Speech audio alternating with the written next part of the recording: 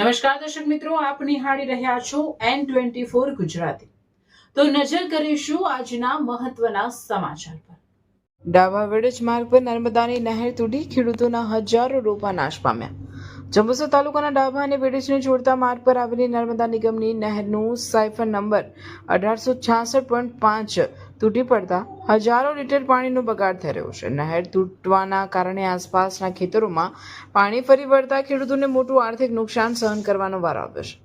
આંબાની કલમોનો નાશ। ખેડૂતો હનીફ પટેલની વાડીમાં રોપવામાં આવેલી આંબાની કલમો પૈકી અંદાજે 300 જેટલા છોડ પાણી ભરાવાને કારણે સુકાઈ ગયા છે। કંકુમાસીની ડેરી પાસેના ખેતરમાં 250 થી 300 લેબીના છોડ તેમજ બીલી અને આંબાના ઝાડ નાશ પામ્યા છે।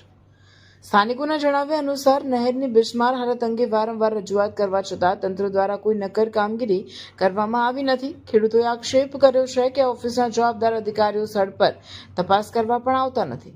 હજારો લીટર પાણી વેડફાઈ રહ્યું છે અને ખેડૂતોની મહેનત પર પાણી ફરી વળ્યું છે, ત્યારે જવાબદાર તંત્રે તાત્કાલિક મરામત હાથ ધરી અને અસરગ્રસ્ત ખેડૂતોને યોગ્ય વળતર ચૂકવે તેવી ઉગ્ર માંગ ઉઠી છે।